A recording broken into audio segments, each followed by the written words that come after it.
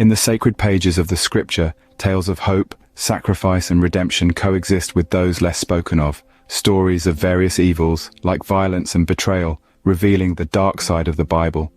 The Bible shows us such things that it might dispel them with the light. When it comes to the darker aspects of the Bible, we find warriors, warlords, witches, real characters in biblical history. They embody the Bible's dark side. Warriors fought heaven-echoing battles, warlords ruled with terror and iron fists, and witches spun their sorceries. Yet these darker recesses are a part of a bigger story, one of victory over darkness. For the believer, these tales remind us of the inherent fallenness of the world, but also underscore the triumphant power of faith and hope over darkness and fear. You, me, every believer, we resist the darkness, armed with hope and love, guided by truth and wisdom, standing firm in our faith. Now, journey with us as we discover powerful lessons in overcoming the darkness, perhaps the darkness in your own life. Join us as we traverse the shadows and emerge victorious through the light of Christ, beginning with the warriors of the Bible. In the annals of biblical history, warriors like Gideon, Joshua, and David emerge, their stories steeped in conflict. Gideon, a man in need of reassurance, was called upon by God to lead an army of 300 men against the mighty Midianites, a tale of faith and obedience. Gideon's story is one of a divine strategy that defied human understanding, leading to a victory that was nothing short of miraculous. Then there was Joshua, a fearless leader who, after Moses' death, led the Israelites into the promised land. He was a warrior of great courage, who, guided by God, brought down the fortified city of Jericho with nothing but faith and a trumpet's blast. Joshua's tale is a testament to the power of unwavering faith and obedience to divine direction. Finally, we find David, the shepherd boy who became king. His story is one of bravery and faith, as he faced the giant Goliath with a simple sling and stone. David's victory over Goliath is a poignant reminder that with God, even the smallest among us can conquer the greatest of giants. These warriors' stories serve as metaphors for the spiritual warfare that Christians face today. The enemy is real, cunning, and relentless. Yet we are not left defenseless. The Bible speaks of spiritual armor, the belt of truth, the breastplate of righteousness, the shield of faith, the helmet of salvation, and the sword of the Spirit. These are our weapons against the forces of darkness. Just as Gideon, Joshua, and David were prepared for their physical battles, so too must we be prepared for our spiritual battles. We must be vigilant, for the enemy prowls like a roaring lion, seeking whom he may devour. Yet, with all this talk of warfare, let us not forget the most important aspect. The victory is ours. Through Christ, we are more than conquerors. Our battles may be fierce and the road may be long, but in the end, victory is assured. From battlefield to spiritual warfare, the Bible transitions us next to the realm of the warlords. From the ruthless King Nebuchadnezzar of Babylon to the tyrannical King Sennacherib of Assyria, and the formidable Tiglath-Pileser II, also of Assyria, the Bible chronicles the reign of formidable warlords. Though the word warlord does not appear in the Bible, the tyranny and brutality of these men reveals them to be just that, warlords. King Nebuchadnezzar's reign is marked by ruthless conquests and a legendary madness. His grand city of Babylon, built on the backs of countless enslaved peoples, stands as a testament to his merciless rule. Yet his infamous descent into madness serves as a stark reminder of the danger of unchecked power and arrogance. Then there's King Sennacherib of Assyria, a tyrant whose brutal conquests spread fear in the hearts of many. His siege of Jerusalem, as chronicled in the Bible, demonstrates his relentless pursuit of power. However, his untimely end, assassinated by his own sons, underscores the perils of ruling through fear and oppression. Lastly, we come to Tiglath-Pileser II, known in the Bible by his Hebrew name, Pu'ul. His reign was characterized by expansion, military prowess, and forced relocation of peoples. He was a formidable warlord indeed, but his methods of maintaining power were harsh and cruel.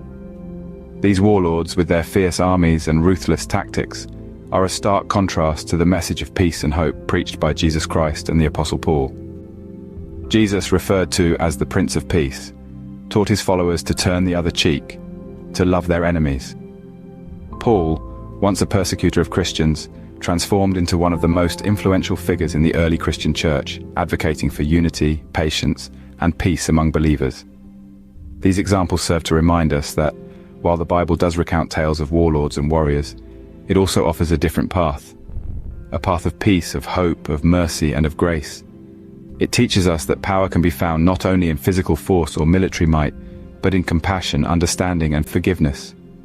From the tumultuous reigns of warlords, we now venture into the world of the supernatural, the realm of witches and sorcerers. Balaam, the witch of Endor, and the soothsaying girl in the Book of Acts. Their stories are a testament to the Bible's acknowledgement of the supernatural. Let's delve into the mystical world of Balaam first. Not quite a witch, but a sorcerer of sorts. Balaam was sought by the Moabite king Balak to curse the Israelites. However, he found himself unable to utter anything but blessings. A classic example of the power of the divine overriding human machinations. Then we have the witch of Endor, a medium who unknowingly summoned the spirit of the prophet Samuel at the behest of King Saul. This eerie encounter resulted in a prophecy of doom for Saul, underscoring the dangers of meddling with forces beyond human understanding. Lastly, we turn to the fortune-telling girl in Acts. Possessed by a spirit of divination, enabling her to predict the future, she was a source of profit for her owners until the Apostle Paul cast from her the spirit. This action led to an uproar, demonstrating the societal upheaval that can result from the disruption of established supernatural practices. Now, why does the Bible condemn witchcraft and sorcery? The answer lies in the very nature of these practices. They are idolatrous, creating false gods and diverting worship from the one true deity. They are rebellious, representing a direct challenge to the authority of God. And they are dangerous, opening the door to forces that humans were never meant to control. The Bible doesn't deny the existence of the supernatural. Rather, it provides a framework for understanding it, a lens that brings the spiritual world into focus. It warns against the lure of the occult, reminding us that true power and wisdom come from God alone. In a world where the supernatural often seems more fiction than fact, these tales serve as a reminder that the spiritual realm is real, active, and impactful. They caution us against overstepping our bounds and urge us to respect the divine order of things.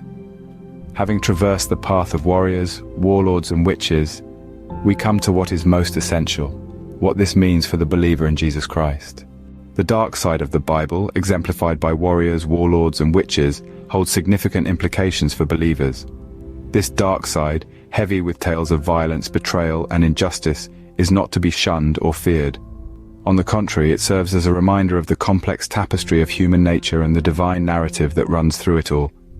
In the stories of warriors like Gideon, Joshua, and David, we see a reflection of our own spiritual battles. The struggles they faced, the wars they waged, stand as a metaphor for the spiritual warfare that Christians engage in daily. The enemy is real, and the battle's fierce, but we are not left defenseless. We have weapons to fight with, and victory is not just a distant dream, but a reality promised to us. The tales of warlords like King Nebuchadnezzar of Babylon and the Assyrian rulers mentioned earlier serve as stark reminders of the destructive power of pride and the futility of earthly power. Yet, in the heart of a believer, there is no place for warlike aggression. We are called to be peacemakers, following the teachings of Jesus and Paul, spreading hope and peace in a world often torn apart by strife. The stories of Balaam, the witch of Endor, and the fortune-telling girl caution us against the dangers of witchcraft and sorcery. Condemned in the Bible for being idolatrous, rebellious, and dangerous, they are stark reminders of the perils of straying from God's path. Yet the dark side is not the end of the story. It is but a chapter in the grand narrative of the Bible, a narrative that ultimately leads to redemption and victory. Through Christ, believers have the power to overcome the dark side, to emerge stronger, wiser, and more committed to their faith.